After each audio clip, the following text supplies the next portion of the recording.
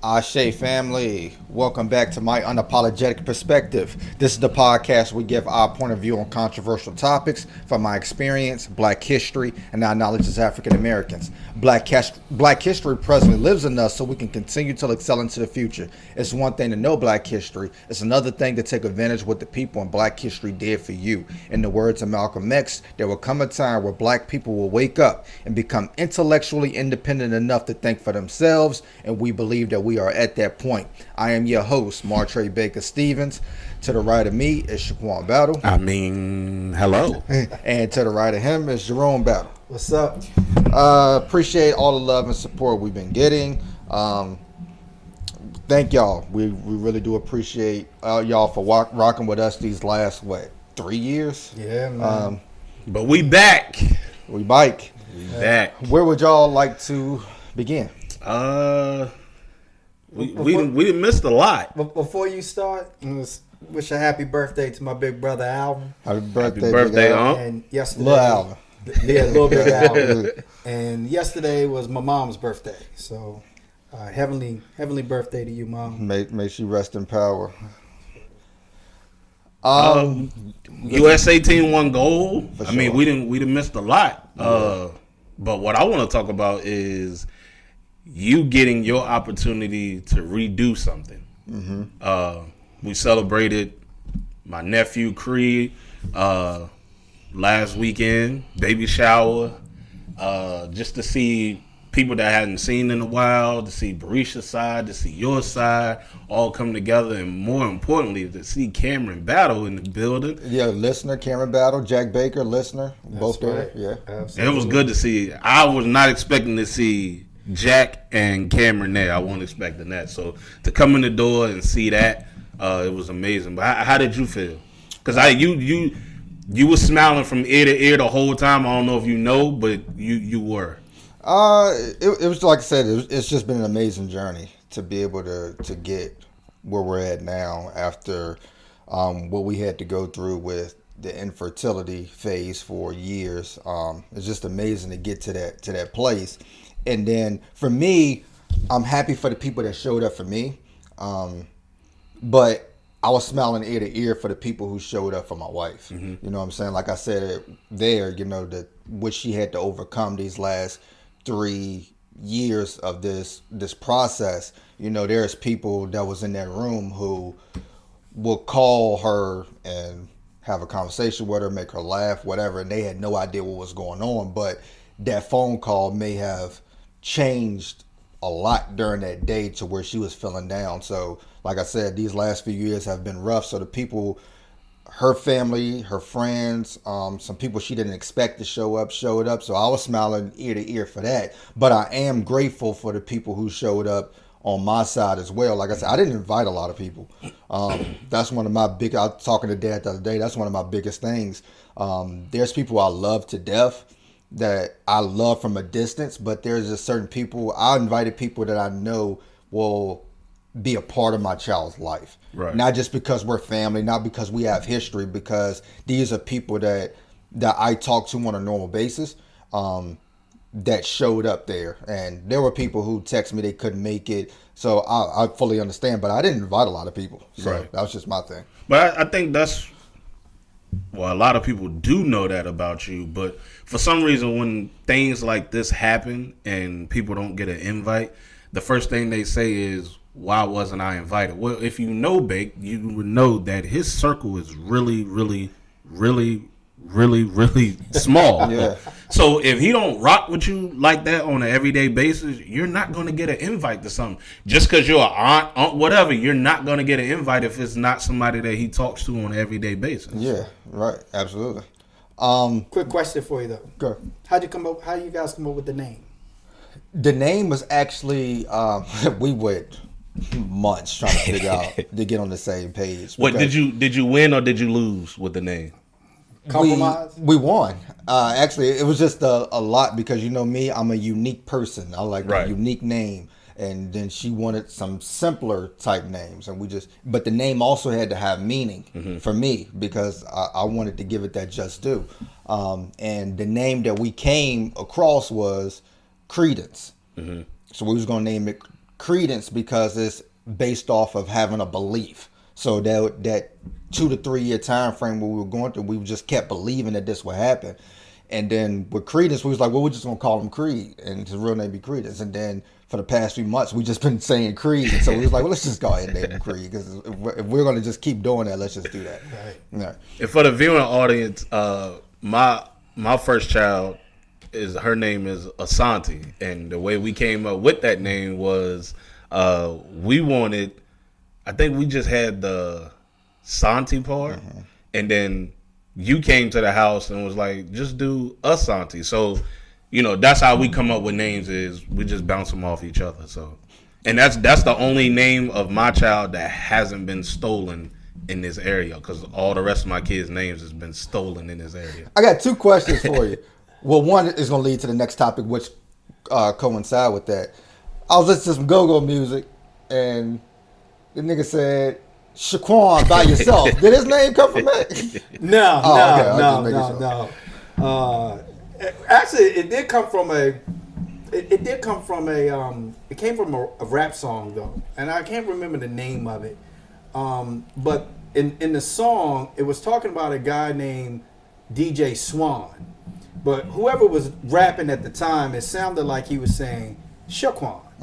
And it came through a time when I was looking for, definitely looking for a Afrocentric name, a name that I wanted, one, to spell different because I wanted to look different on paper, but I wanted people to know when they saw it on paper that they knew that they were black. And not to go too in depth, but I'll tell you why. My favorite artist, and when I talk about artists, I'm talking about drawing and painting, there's a guy named Ernie Eugene Barnes. And Ernie Barnes is the guy who did the artwork for Good Times. So when you saw the drawings that JJ drew, those are Ernie Barnes's drawings. And Ernie Barnes also did the album cover for Marvin Gaye, which I think you got that album cover somewhere around here. No, that's the one I bought for you. Yes, right. Yeah. So that album cover for Marvin Gaye was done by Ernie Barnes. Ernie Barnes was a college football player who was drafted in 1958 by, at the time, they were the Washington Redskins. And when they found out that he was black, within 10 minutes, they rescinded the draft rights to him because he was black. Now, of course, they didn't know at the time that he was black, but when they found out he was black, they rescinded the draft rights to him.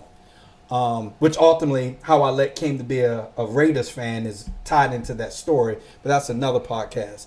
But in this situation, I was like, well, they looked at the name Ernie and they didn't know he was black.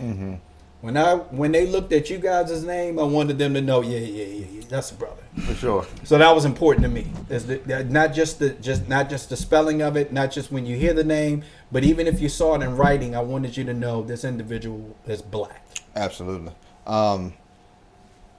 Which leads me to my next question and topic. How does it feel being your age and being able to not only be present in your grandkids' life, but to be active in their life? And what I mean by that is, if you wanted to go out and play basketball with your grandsons, you could. If you wanted to throw the football with your grandsons, you could. If you wanted to do dance moves with your granddaughters, you could, because of the type of shape that you've always been in. How does that feel to be able to do that? Because when I look at a lot of grandparents, specifically Black Americans, a lot of them have so many health issues to where they can't even walk up a flight of steps. But here you are at the age that you're at, to not be able to see your grandkids grow, but be able to be active in their life. That's a good question. The first thought is that, fortunately and unfortunately, I had you guys early in life. The fortunate part is I had you guys. The unfortunate part, I wasn't planned. So I wasn't ready. And I don't think anybody's ever really ready, but you ought to be the minute you decide to have unprotected sex. Now, this is not a public announcement or public service, but just keep that in mind, young folks. Heard that speech when before. you decide to have sex without protection, then you're planning on having a child. Simple as that. Which, of course, that's not what I was thinking at the time. Right. But the fortunate part is that I was young enough to be involved in you guys' life. But I'll tell you what really made me think about that. Even though I was always active and, so I was in decent shape most of my life, was during your graduation and right before your graduation, is that some of the kids that were getting ready to graduate with you and some of the kids that did graduate with you, when I went to the graduation, and for you it was a step further than that because it was when they did senior night for basketball. And there were some players whose parents, and I vividly remember this, so I'm not going to say any names, but I remember there was 2 kids, well, actually it was multiple kids, but there was 2 in your grade that when their parents came, some other kids was asking if those were their grandparents. And he was like, no, that's my mom and dad. And I thought about that and I was like, wow. Now, I don't know how old his parents were. I don't know if they were older than me, but they certainly were in bad health to the point where I think the mom had oxygen and the dad was in a wheelchair. I can't remember the specifics, but I know the kids. And I was like, I'm glad that's not me. But more importantly, I felt sorry for the kids because, of course, you can't choose who your parents are. And I'm not insinuating that they were embarrassed by their parents or that they didn't love their parents, but they had to feel differently that their parents appeared to be quite different or quite older than everybody else's parents. Right. And I'm glad I didn't do that to you guys. Also, when you guys played sports, I remember baseball, 1 year soccer for you, football, basketball. I couldn't rely on coaches to teach you the game in a 1 hour practice 1 or 2 days a week. So whose job was it? Now, I know your mom got out there and shot basketball with you guys or whatever, but she couldn't teach you the game. So who was going to teach you the game? Who was going to teach you soccer? I'm going to leave it up to a coach that don't know you and probably felt like you were out of place? No, I had to do it. And I'm glad that I was physically able to do it. But so for me, it meant the world, and now to see my grandkids and hear them, and we're going to go on record. So if the grandkids watching the podcast, bring your $20, telling me that they can outrun me. I was just about to bring that up. And it ain't happening. So whenever they get their money right, we line them up. I remember being like 11, 12 years old and I came home one day and you was like, hey, by the way, what you get on your mile time at school? And I told you it was like 7 minutes, and he was like, not fast enough. And you was like, you can't beat me in running. I remember I thought I could beat you at running at one time, and you still dusted me. But that just goes back to show like how important it is, because as a kid, me and him both knew from 5 to 6:30 where you were. You were going to be at the gym. That's right. You know what I'm saying? So we would page you 5:30. Hey, whenever you get out the gym, call me. And then as soon as you're done, you could tell you just got off the treadmill. Hey, what's up, man? Yeah. So and like we knew that, and I thank you for that, because that has become all of, like, my routine now. You know what I'm saying? Like, that's right. Every 5 days a week, I have to do some type of physical activity, whether it's weightlifting, whether it's running, whether it's doing high intensity cardio. I have to be able to stay in some type of physical shape. And I thank you for keeping that routine. For the people who are not listening, I mean, I'm 34 years old. Since you got out of prison, that has been your routine. Every day you get off of work, you go right to the gym like that, and you get mad if you have an injury or you sick and you can't go to the gym. Right. And it's just, it baffles my mind how Black Americans, like, we don't take exercising seriously. I heard a comedian tell a joke that it could be so early in the morning, you look outside and white people out there jogging. And that's hilarious, but the fact that they're able to get up and go outside, and that's the first thing that they do. You know what I'm saying? And there's just so many black people, when they ask you, how you stay in great shape, and you tell them, oh, I get up at this time and I work out, or I run this amount of time, or I do this exercise, they be like, oh, I can't do that. Nah, you're comparing yourself to somebody who's been doing this for a long time instead of just starting somewhere. You know what I'm saying? And black Americans suffer alarming disparities from different chronic conditions, and a lot of it is due to the lack of physical exercise. We have the highest risk of developing certain chronic diseases, like heart disease, stroke, asthma, a lot of various of cancers. You talk about high blood pressure, you talk about diabetes.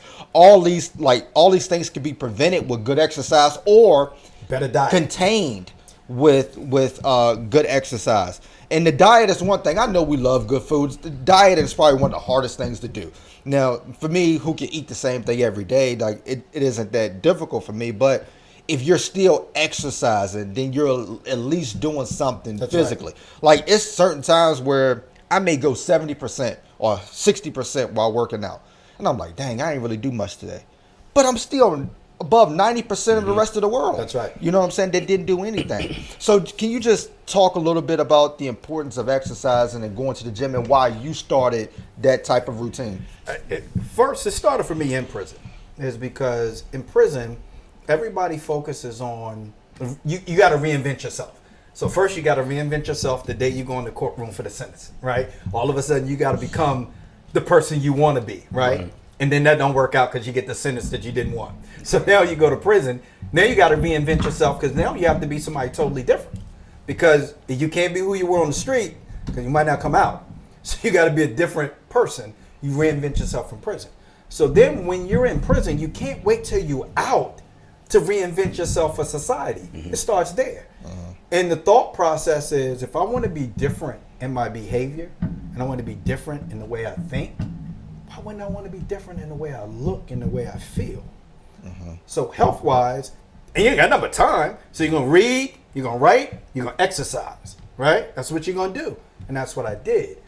But also, once I got out, I thought about a couple other things. Because, like I said before, a lot of what I do is not because I'm the smartest guy in the world. It's because I'm wise, which means I learn from things that happen to me or around me. Things that I can see, people that I know, whatever. I take that in consideration and I say, how can that apply to me?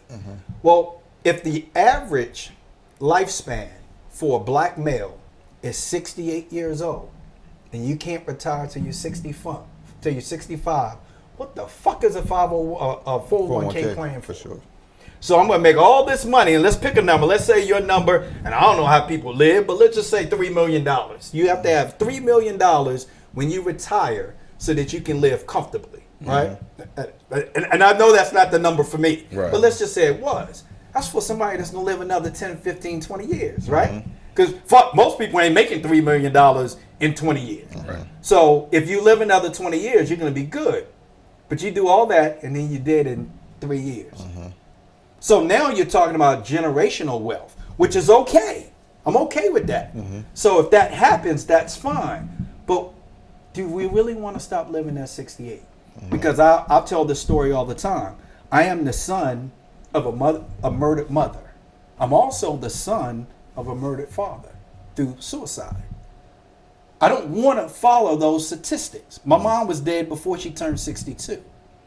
My dad died, he was 81. Do I want to do the same thing? No. I want to live to be 230, but if I do, I want to be Moses 230. I want to be in shape. Brother want to be good mentally and physically. So those are the motivators for me when I think about health. Also, this just it's going to sound funny, but it's true. Do something to my granddaughters, you ain't got to worry about the fathers, right? Because granddad can go to prison for the family. Because I already did it. I'll do it again. I'll fuck with my granddaughters. That sounds funny. It's a true statement, right? So brother got to be in shape. Like Martin said, these young Thundercats out here, right? Brother got to be ready. Yeah. And just looking at, I know like a lot of people, You know, you don't want to go to the gym because of the cost of the gym. Like, there's stuff you can do right at home. Do it at home. Like, you know what I'm saying? You can get yourself a jump rope and you can go right outside and get busy. You can do jumping jacks. You can do push-ups. Like, that's where I started out. Like, just straight push-ups, right?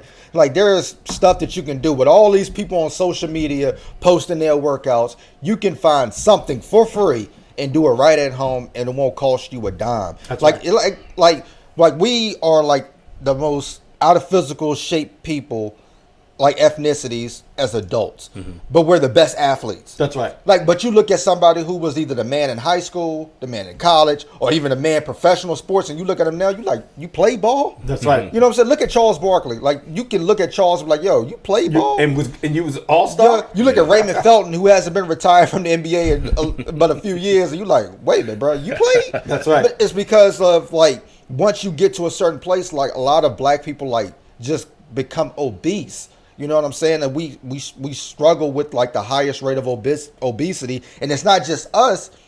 Like, if you're not exercising and you're eating the wrong foods, then your kids are going to become obese too. Like, and especially if they're not participating in any type of sports or physical activity. And when I get online and I see, like, videos of, like, 60, 70-year-old men and they're in the park doing calisthenics and they look good, and it's like that's what we should be striving for. Like, when I don't work out in the morning, like, I feel worse.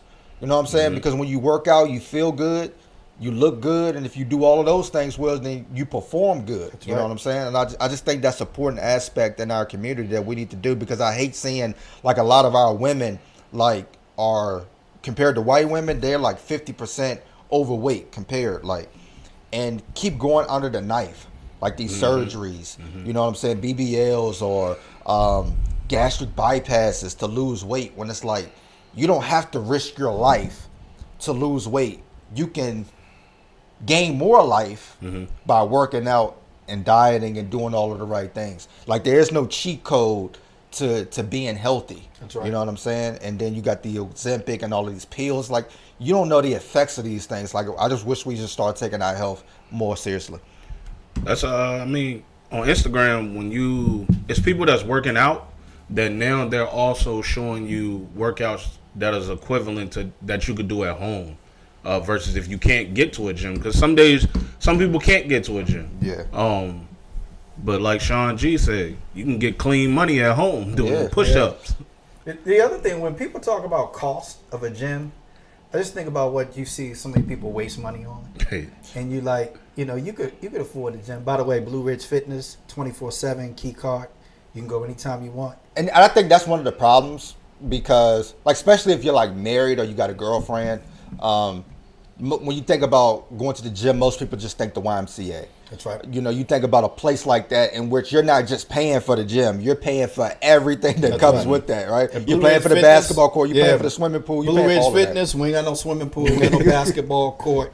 We ain't got none of that. All we got is weights, treadmills, and shit. Right? Yeah. You come get it in, take your ass home. You can come whenever you want, right? They got mirrors for the people that want to look in the mirror. We ain't got those. So you can come check yourself out, and then you can see the work that you need to do, and you can get it done. And the only people that can help you. Only problem with certain places like that is it can be intimidating for beginners. Here's the thing: ain't nobody looking at what you're doing unless you're doing shit wrong, Right? And then we want to help you.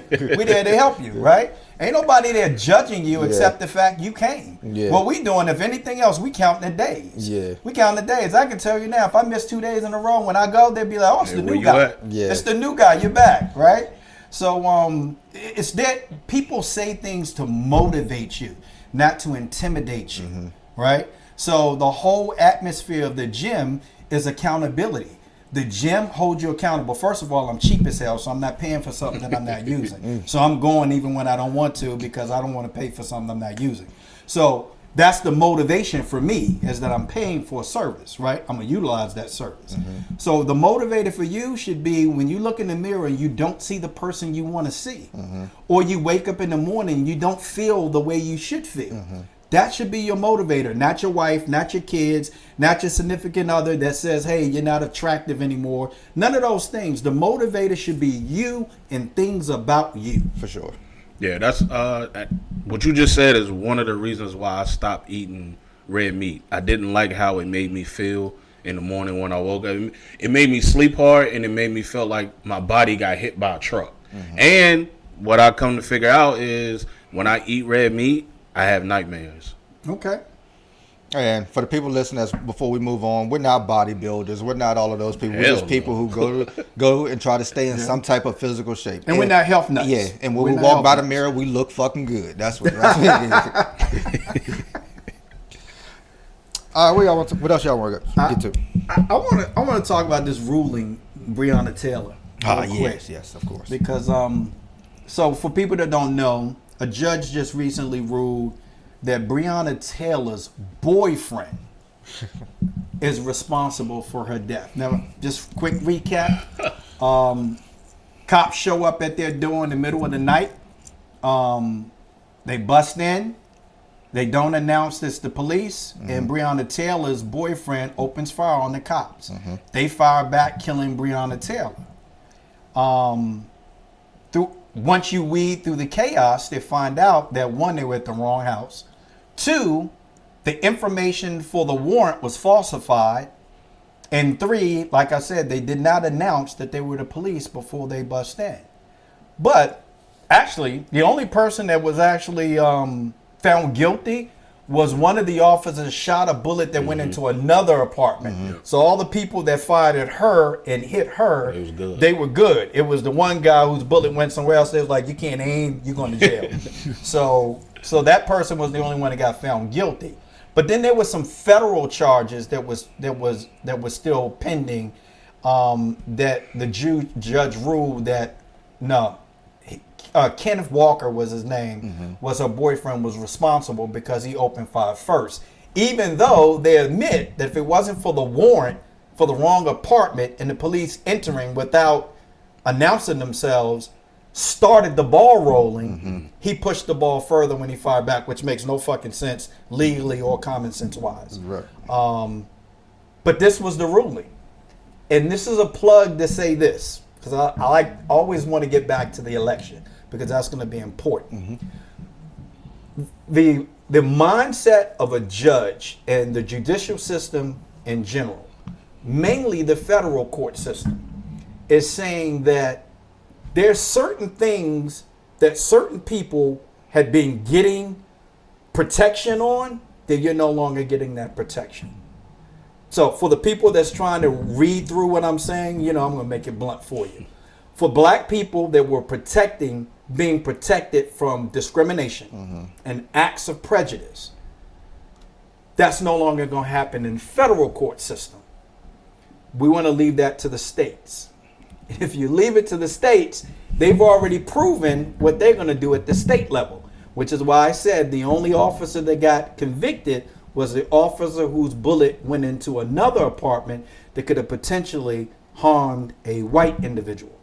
So at the end of the day, her death is there's no justice in that situation. Which goes against the 14th Amendment, what you were saying. Absolutely.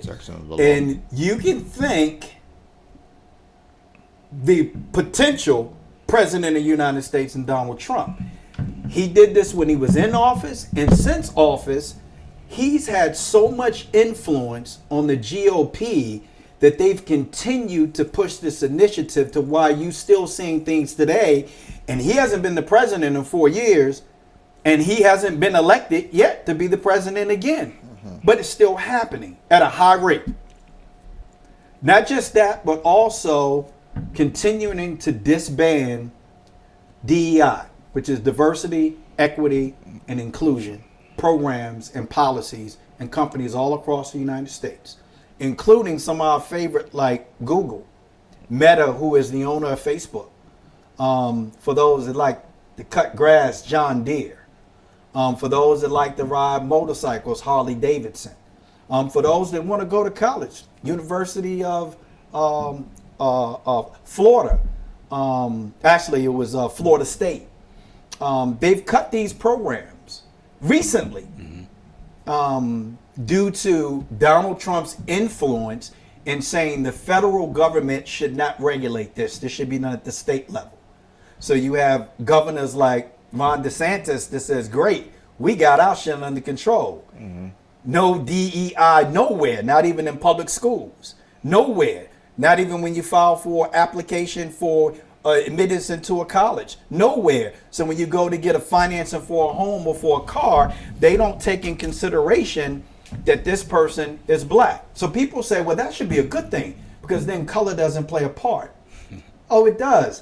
Because if I look at that application and it says Shaquan Battle, what do I know?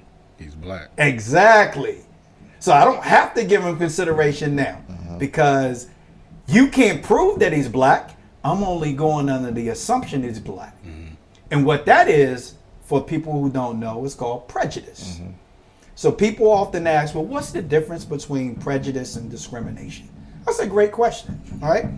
Prejudice is when I form or articulate something that I'm considering a fact, that I develop an attitude or a belief about based on something.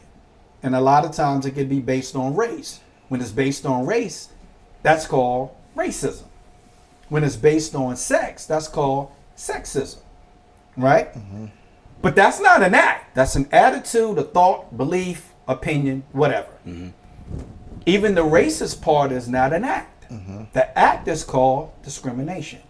That's when I take that belief and I have an action towards it. That's the difference between the three of those things that I think some people get confused. You can be a racist and not discriminate against anybody. You know, that actually brings me to something that I read the other day, which is Dennis Schroeder, who is a black person from Germany who played in the NBA. And he was talking about the difference between the racism in Germany and the racism here. And he was like, growing up, I experienced racism in Germany. People would say certain things to me. But he was like, here in America, he was like, but in Germany, you can get pulled over by the police, and that's just what it is. You just get pulled over by the police, and everything goes according to. But he was like, here in America, if I get pulled over the police, I have to make sure I say and do the right things to not lose my life. That's right. And that is the difference in what you were talking about when it comes to profiling. Racism is always going to exist. That's right. Profiling, judging people is always going to exist.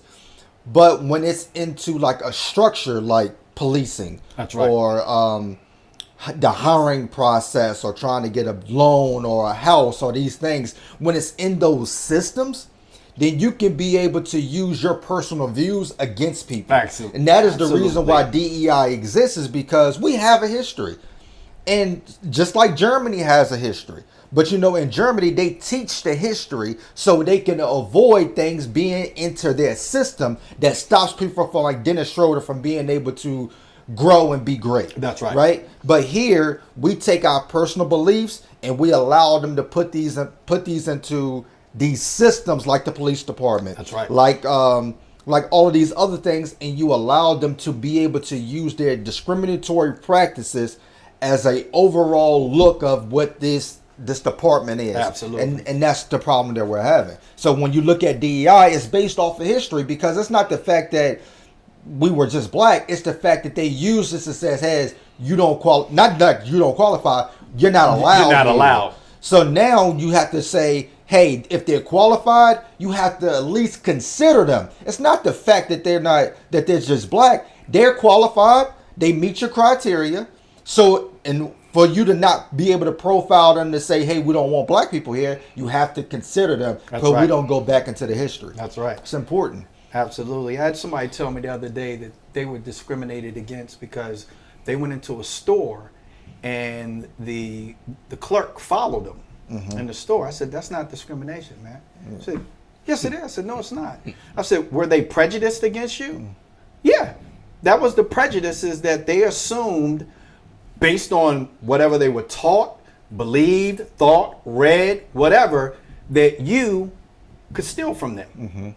The thing is when did you buy something? He said, yeah. I said, did they charge you more than what they charge anybody else? No. I said, then how did they discriminate against you? Because they profiled you, or there was a stereotypical response to somebody like you, whether it was somebody black, somebody ugly, somebody who had a messed up haircut, whatever it was. They was prejudiced against you, but they didn't discriminate. Now, when you went to pay for it, and they say for you it's going to cost you $20, but for him it's going to cost him 25 cents. Now you're being discriminated against. I think a part of the problem when we get in talking about racism is that people are confused about what racism really looks like. And they think because they weren't discriminated against, they never experienced racism. You don't know that you didn't experience racism because racism is an attitude or a behavior towards a specific person based on their race because it's a prejudice.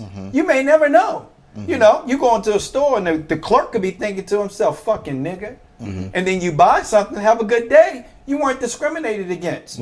But you still was a victim of racism. You just don't know it. You know? So sometimes when people say they've never experienced racism, I go, really?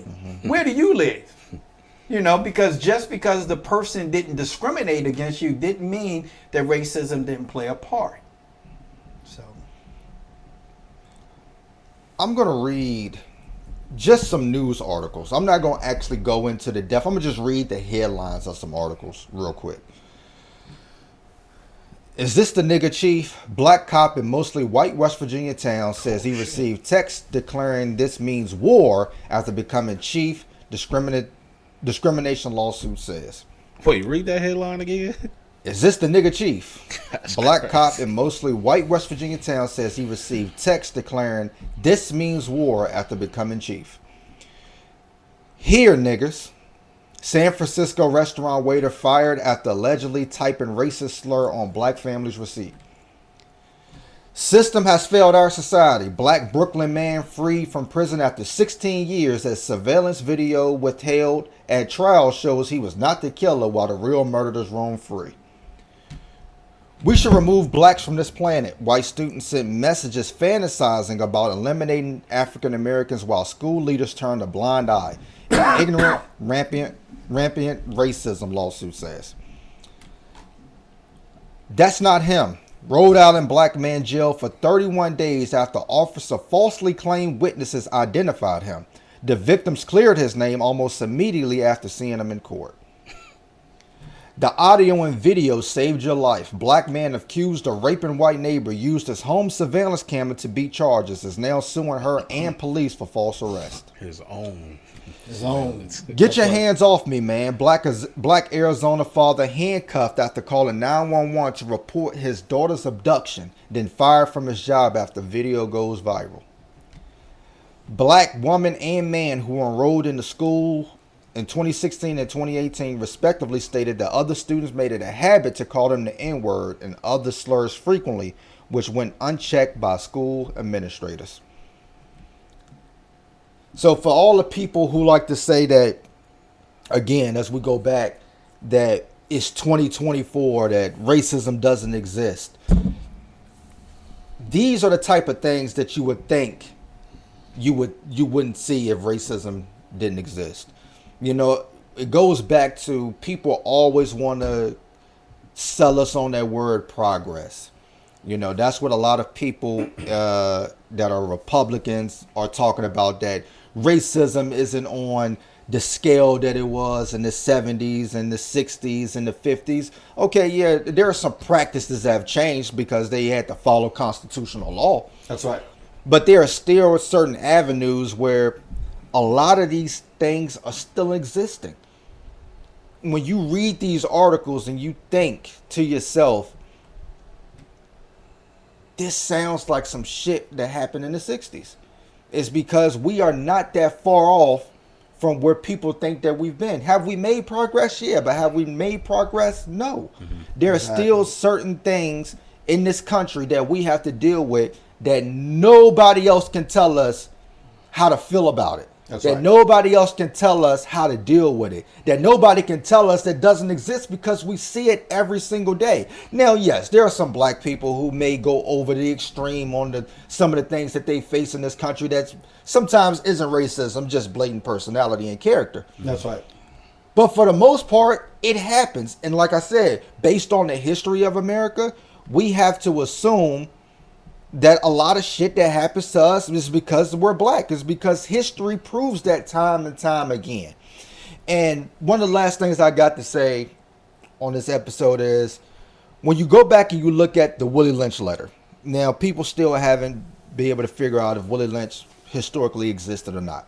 But as we talked about, when you read that letter, it is 100% what happens to us. When you talk about how to create a slave for the next 300, 400 years. That's right. Is by putting man versus woman, light skin versus dark skin, old versus young, and creating that one black person and weaponizing him against other black people.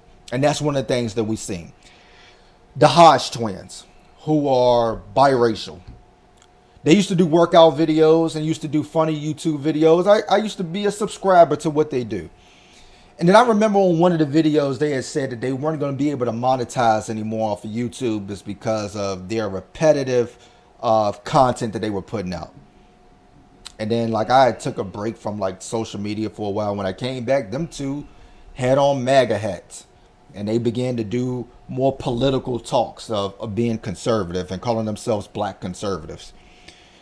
Candance Owens, who we know, we talked about a number of times on this podcast, but she even admitted that she was encouraged to talk badly about black people.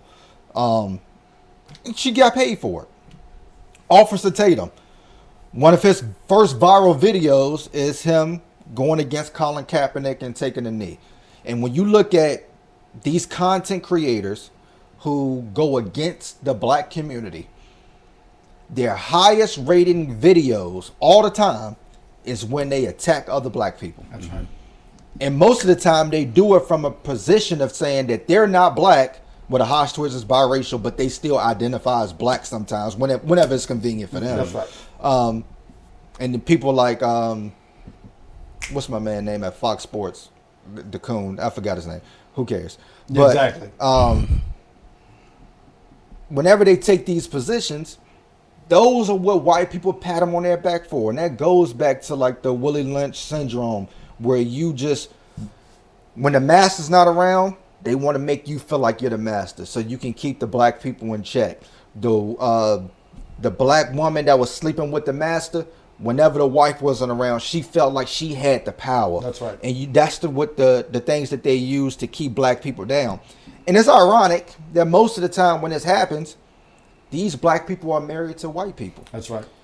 And I know people feel a way about what Dr. Umar says about not marrying outside of your race. But when you look at things like this, a lot of these people marry into white people. They marry into white supremacy as well. With that said, how do you feel about Harris? Married to a white guy. How do you feel about her? Because see, that was I don't know if you saw, but Dr. Umar made some statements about Steve Harvey and Ricky Smiley and people who were promoting Kamala Harris for president. Right. And he was making that same statement as, how can you commit to that when you know that she sold out a race in marriage, so to speak? When it comes to Kamala Harris, and this is just me personally, the one time I agree with Donald Trump is when he said, when did she become black? Because she was identifying as an Indian woman. And when you look at a lot of people, what they use the word minority, a lot of people do have African ancestry or black DNA inside of them. But they pick and choose whenever it is they want to use that. And the Democratic Party know that because they know that a lot of black people vote Democratic Party. So we push this agenda that she's black instead of Indian. That'll help us get more votes. We understand that. So when it comes to Kamala Harris being black, I could care less about that. When it comes to about who she's married to, I could care less about that. Like I said, the reason why I'm voting blue this time is because I believe that Project 25 is real. Yeah, I mean, often I tell people that sometimes you have to disassociate with the party for a second. Yeah, and you have to look at the candidates. That should be your first, the first concept that you should look at is what are the politicians saying? Mm-hmm. The people, what are they saying? And if you listen to Donald Trump's narrative, you know what it's going to be. It's going to be the same thing it was before. Yeah. You already see what's happening when he's not in office. You know what it's going to be. The other thing is, I think about Donald Trump, and I don't care what you say, you cannot get away from this statement. 'Cause I think about Donald Trump, and I don't care what you say, you cannot get away from this statement. The other thing is, I think about Donald Trump, and I don't care what you say, you cannot get away from this statement. The other thing is, I think about Donald Trump, and I don't care what you say, you cannot get away from this statement. Donald Trump was called a racist. And he didn't say, no, I am not. What he said was, I am the least racist person you know. That's what he said. Yep. So that means I am a racist, but I'm not bad as half the other races that you're gonna meet in your life. Right. That's what he said. That's not somebody making it up. That's what he said. Right? So, and when I think about Kamala Harris, obviously there's a lot of things that people have to take in consideration when you talk politics. There's one, most politicians lie. I find it hard to believe that every politician is going to push politics based on their party affiliation and be truthful about their own beliefs. Yeah, I think it's virtually impossible. And I don't think Kamala Harris was celebrating Kwanzaa every year. With Yeah, exactly. I don't think she listened to Exactly. Tupac in the dorm room. I think those are the type of things that you have to come to accept in politics. Yeah. That they're not going to be true to who they are. They're true to the party and your fucking vote, right? So you have to think about those things. But when you talk about in terms of party affiliation, for the last 50 plus years, you can't talk about prior to that. The Democratic Party has done more to help black people than the Republican Party. That doesn't mean that everything that they did benefited black people. I'll go back to this because I just want people to be more vested into your voting privilege. When Barack Obama ran for president, people thought that they were voting for a president that would do something to benefit them. And they voted for him based on the first fact, he was black. And if I'm black and he's black, he's going to do things to help black people. And we deserve that. We deserve that one time to vote for somebody based on their color. We deserve that shit. And they did that. And then in his first term, a lot of those people lost their jobs. And people went, wow. But they didn't make the association to Barack Obama being president until they talked to me. Unfortunately, is that when you have a Democratic president, taxes go up. And small business owners is not going to. And small business owners aren't going to spend money. So they're not expanding, they're not hiring. In fact, if anything else, they're downsizing. And if 86% of businesses are small businesses and 80+% of their workforce are minorities, who the fuck you think getting fired? Yeah. So when you voted for Barack Obama, you said, I'd rather lose my job and have you as president than have someone else as president. That's what you said. You didn't know you were saying that at the time because you weren't informed as a voter. So on this podcast, I want people to understand what we're doing is we're giving you information. Yeah. Right? And we hope that you take that information and do your own research. We're giving you information. Yeah, That's what we're doing. but what you just said is true on the black side, but it's no different on the conservative side either. Some of these people who are voting for Donald Trump and the conservative and the Republican Party are some of the poorest people on the planet. Yep. When you talk about that West Virginia, Kentucky area, these are some of the poorest white people on the planet. That's right. But yet they want to pay more in taxes. And you're going to realize that when Donald Trump becomes president, we've seen it. He'll turn on his own people. Oh, for sure. He has his alliance is with people that agree with him. That's his alliance. Right. And I think that is the difference between Donald Trump and a lot of other people in the conservative party. He don't give a fuck about them either. No. You know what I'm saying? And when it comes to Donald Trump, even if some people say, okay, he's not a racist, he's just misunderstood, okay, whatever. But I'm also looking at the people who support him. That's right. Who thinks he is what they think he is. That's right. You know what I'm saying? Donald Trump is all about himself. Let's just be 100% clear. That's He can right. give a fuck about conservatives. He can give a fuck about liberals. He can That's give a right. fuck about, he care about his own agenda, which is dangerous as hell too. Absolutely. But when you look at the people, they say, well, no, the Democratic Party is really racist. Well, when we look at the people who support the Republican Party and Donald Trump, those are the neo-Nazis. That's right. Those are the people who said that the white replacement theory. You know, those are the people that wearing the rebel flags. So when they say, "Oh no, the switch never happened between the Democratic and the Republican Party in the 50s and the 60s, the switch never happened." Well, we could just look at who has that mindset of the 50s and 60s and who don't to That's say, right. okay, who we're supporting. And the slogan is make America great again. When was it ever great for us? Never. So I mean, the thing is when people show you who they really are, you should believe them. Right. We appreciate it. We love y'all. Peace.